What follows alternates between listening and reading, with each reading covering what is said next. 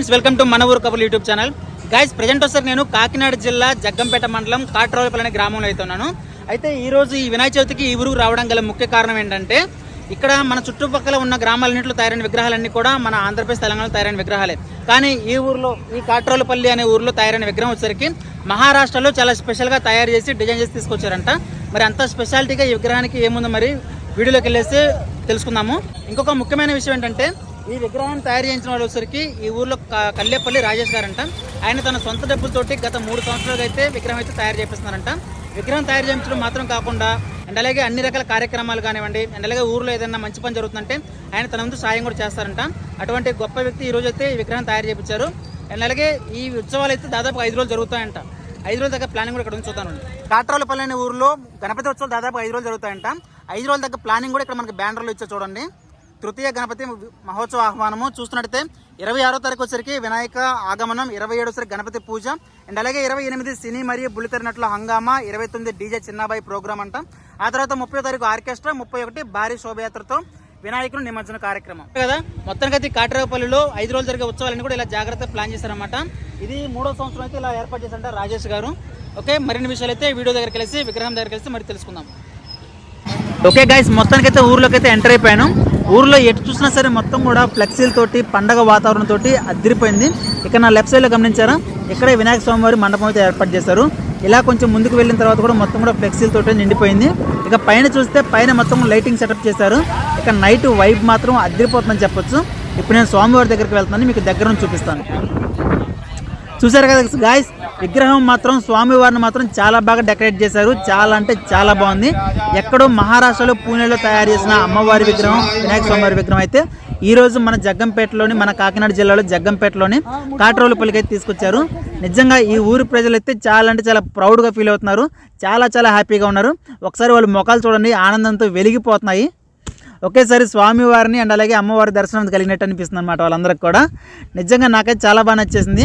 నేను ఇప్పటివరకు చూసిన విగ్రహాలన్నింటిలో కూడా 50 అడుగుల విగ్రహం, 70 అడుగులు, 100 అడుగులు అని మాత్రం విన్నాను, చూశాను.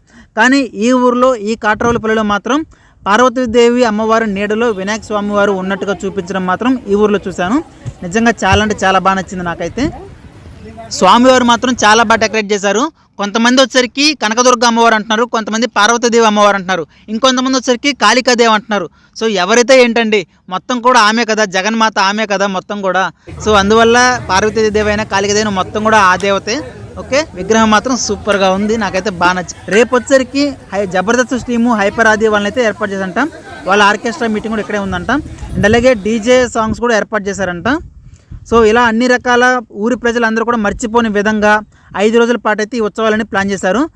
31వ తారీఖు అయితే వినాయక స్వామివారి నిమజ్జనం అయితే ఏర్పాటు చేశారంట. ఆ రోజు మాత్రం ఊరి ప్రజలందరూ కూడా భోజనాలు ఏర్పాటు చేసి పండగ వాతావరణం అయితే ఏర్పాటు చేశారంట. సో నిజంగా ఇక్కడ చూసారా, చాలామంది ప్రజలు వస్తున్నారు ఈ విగ్రహం చూడడం కోసం. సో పార్వతీదేవి అమ్మవారితో కూడిన వినాయక స్వామివారిని చూడడం కోసం చాలామంది భక్తులు అయితే వస్తున్నారు.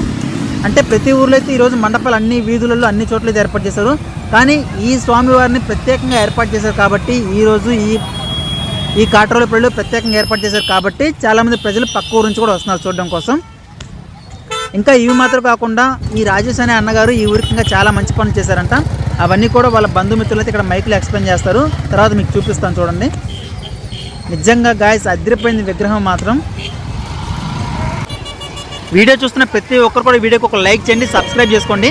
మీరు చేసే ఒక్కొక్క లైక్ వల్ల ఈ వీడియో ప్రజల్లోకి వెళ్తుంది. వాళ్ళు కూడా పార్వతీదేవితో కూడిన వినాయక స్వామి వారిని చూసే అదృష్టం వాళ్ళకు కూడా కల్పిద్దాము. సో కాబట్టి ప్రతి ఒక్కరు వీడియోకి ఒక లైక్ చేయండి, సబ్స్క్రైబ్ చేయండి. Thank you. బుల్లితెర మెగాస్టార్ ఆది గారు, అలాగే హైపర్ రాజు, ఇలా చాలా మంది ప్రముఖులతో పాటు యాంకర్ కూడా రాబోతుంది. అంగరంగ వైభవంగా ఈ యొక్క బోర్డు కార్యక్రమాన్ని ప్రారంభించే విధంగా కార్యక్రమాన్ని రూపుదిద్దుకున్నాం అని చెప్పి మనస్ఫూర్తిగా కోరుకుంటున్నాం. మన కాట్రోలపల్లి సంఘం కదా, పాలపుంత అంటారు, విశ్వాన్ని మొత్తం కలిపి పాలపుంత అని అంటాం. మనం చిన్నప్పుడు చదువుకొని ఉంటాం, తెలుగు మీడియం అయితే బాగా అర్థమవుతుంది. పాలపుంత ఈ భూగ్రహం మీద ఉన్న దేవతలందరినీ దర్శించుకొని రమ్మని వినాయకుడికి అలాగే కుమారస్వామికి పోటీ పెట్టినప్పుడు సాక్షాత్తు పార్వతీదేవి గారి అవతారం అది. పాలపుంత అవతారం అది. ఇండియా మొత్తంలో కూడా ఈ విగ్రహం మన ఊరిలో మాత్రమే ఉంటుంది, ఇంకెక్కడా కూడా ఉండదు.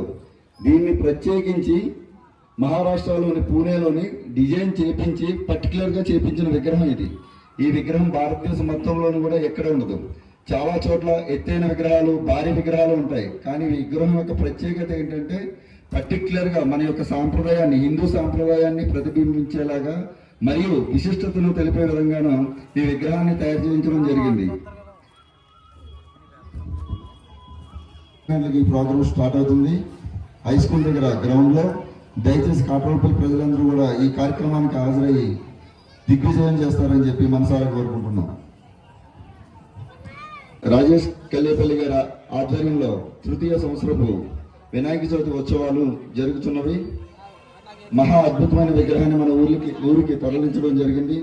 ఎంతో ఘనంగా రాత్రి ఆగమనం ప్రోగ్రాం ఎంతో విజయవంతం చేశాం.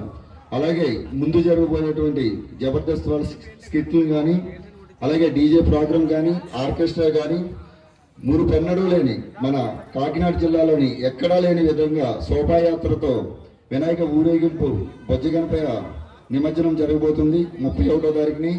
ఈ యొక్క కార్యక్రమాన్ని ఎవ్వరూ కూడా మిస్ అవ్వకుండా అందరూ అటెండ్ అయ్యేలా చూడండి. శోభాయాత్ర ఇలాంటి యాత్రలు హైదరాబాద్, ముంబై ఇలాంటి సిటీల్లోనే చూస్తాం. మొట్టమొదటిసారిగా మన కాట్రోల్పల్లిలో జరుగుతుందంటే మన కాట్రోల్పల్లి గ్రామ ప్రజలందరూ కూడా ఎంతో గర్వించదగిన విషయం. ఈ క్రెడిట్ అంతా కూడా రాజేష్ కల్లేపల్లి గారు మన ఊరి మీద ప్రేమతో, అభిమానంతో చేస్తున్నటువంటి పనిని మనం అందరం కూడా దగ్గర ఉండి సక్సెస్ చేయవలసిందిగా కోరి ప్రార్థిస్తున్నాను.